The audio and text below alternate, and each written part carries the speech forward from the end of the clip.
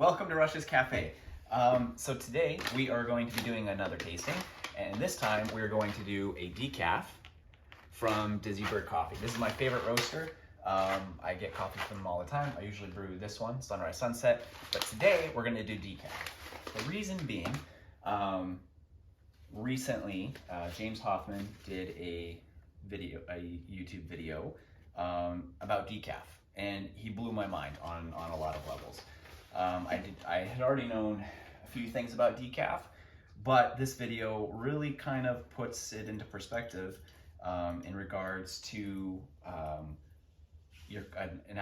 a person who is a coffee drinker who considers himself an aficionado or a snob, however you want to put it, because he postulates, I think that's the right word, he postulates that a true coffee drinker will drink decaf because they're not doing it for the caffeine, they're doing it for the coffee. And that, I had never really thought about it that way, and that just kind of blew my mind. So anyway, watching that video, which was really good, you should go check it out, I decided it would be a good idea to do a decaf tasting, because this company, Dizzy Bird Coffee, in this area is known for having quality decaf coffee. In fact, at their coffee shop, they will have customers order this coffee purely because of the taste, even though it's decaf. So that's very rare in a decaf. But let's get to it. All right, so ahead of time, I made sure to grind it so you didn't have to sit through all that shenanigans. What I ended up doing ahead of time was I weighed out 20 grams, like I normally do for a Chemex if I'm going to be doing an individual for myself. I weighed out 20 grams, and with that, I'm going to do a 1:16 ratio. So for every gram of coffee, I'm going to do 16 grams of water. So, like last week, I want to show you the roast. So this is a dark roast. Check it out. So here's the beans. They are on the darker side of dark roast.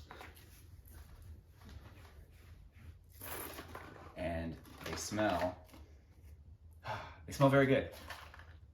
Almost very cocoa-y. Cocoa-y? That's my own word. I'm not Shakespeare, but I do create my own words. So anyway, I ground it ahead of time, which I've already put in. I got the water all heated up, ready to go. And let's get to brewing, and then we'll start the tasting. So, on the note of the name of the channel, Rush's Cafe, I'll go ahead and explain kind of where that came from. So, growing up, when I hit high school, everybody called me by my last name, and they eventually decided to shorten it to Rush, which is where I got the nickname Rush. So for years, that was the way I introduced myself to a lot of people. Depending on the setting, I would introduce myself in different ways. Some people I would introduce myself as David. Some people I would introduce myself as Rush. So for many years, that's what people knew me as. Early on in my career in working in coffee shops and whatnot, I eventually wanted to start my own coffee shop, and I was going to call it Rush's Cafe. And that is where the name of the channel comes from. So I have not been called Rush in a long time though. So I figured it was a good time to resurrect that name and utilize it for the channel.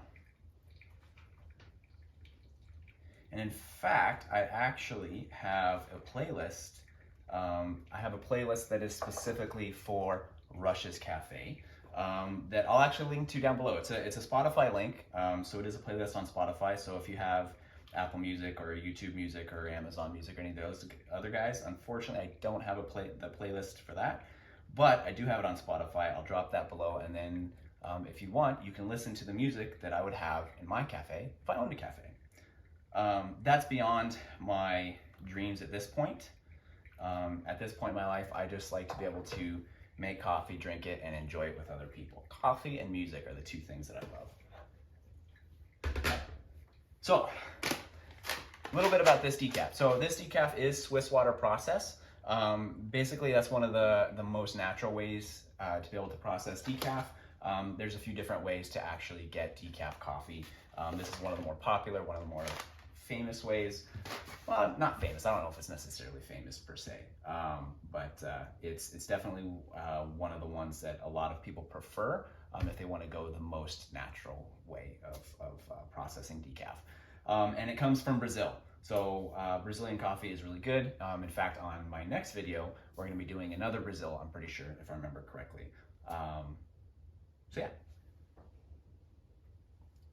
All right, so, and of course, I made sure I have my Papa Bear mug ready to go.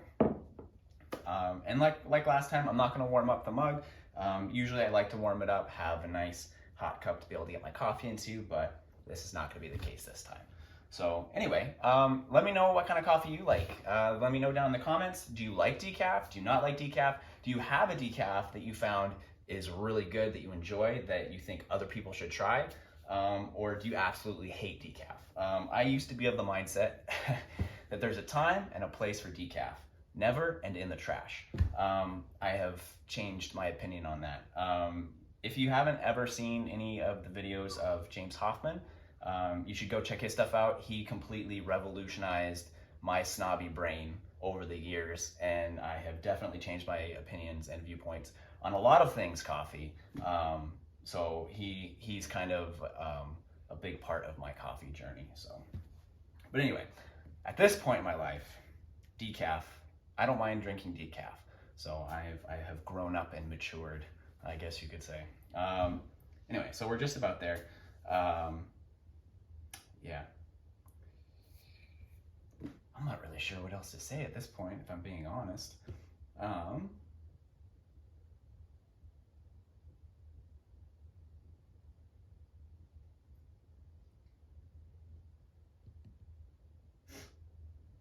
this is awkward. Oh boy. Anyway, it's so funny. I had initially ground the coffee ahead of time so you didn't have to sit through the grinding and whatnot, and here we are waiting anyway. Here, looking at my lovely face. Do you like my haircut? My wife actually cut my hair recently. I had it down to here, it was growing, it was fantastic. And then she gave me this beautiful haircut. So I'm super pumped about it because I'm really happy with it. So she's been cutting my hair for 15 years at this point, because I don't like going to get my hair cut. But she understands. She understands me and she knows, so she always cuts it very well, exactly the way I would like it. And I'm never upset with my haircut afterwards. So, all right, we're here. Let's go. Time. It is coffee tasting time. All right.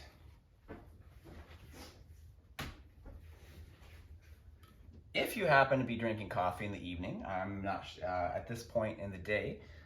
If you are drinking some coffee wherever you are, whatever time it is, go ahead and do the tasting with me. Your tasting notes will be different for sure, but it'd be fun to do it together. Eventually what I'd like to do is find a coffee that can be readily available to a lot of people, and as more people subscribe to the channel, I want to be able to eventually do a live coffee tasting where we join together, brew the same coffee at the same time, however the people may decide to brew it, and then do a tasting together. So that's what I'd like to do, which would be really awesome.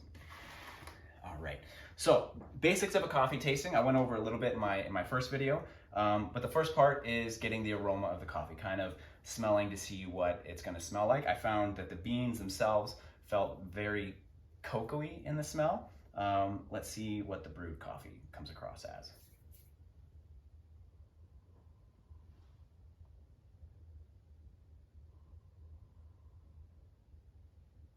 Very milk chocolate. I like that. That smells fantastic.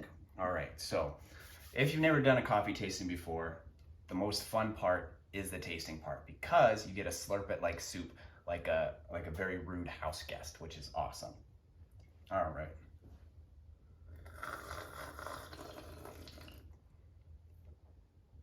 Definitely, it does have a smoky bit of taste there, but it's right at the beginning and finishes out. It's not a clean coffee, so there is an aftertaste there, but it's a nice flavorful aftertaste. It just kind of sits there. So you get a little bit of that kind of chocolatey flavor on the tongue, but then it just kind of lingers and sits there, but not in a bad way, not in a gross aftertaste kind of thing, but in a way that's just very nice and it just sits there. This is a fantastic coffee for a hot day, not a hot day, a cold day, hot coffee, cold day. This would be great around a campfire, I think. Let's go for it one more time.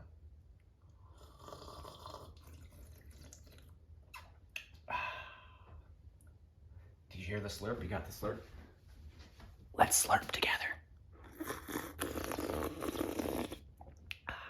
It's really good.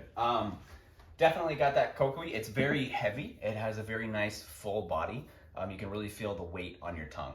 So when tasting a coffee, you can have a coffee that's gonna have a light body or a full body. The way you can really tell that, and the way I do it myself, is I'll let it sit there on my tongue. And I'll kind of lift the coffee with my tongue.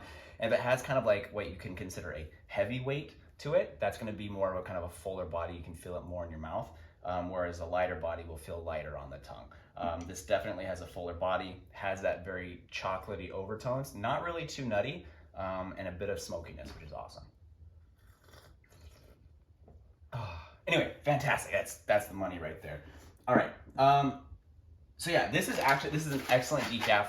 They're called Dizzy-Word. They're based out of excuse me, based out of Southampton, Ontario, and they're fantastic. They've been around for about 3 years, and like I said, I usually brew this sunrise, sunset at home, but I do really enjoy this decaf. A lot of people do. If you ever have time, go check them out. They're really good.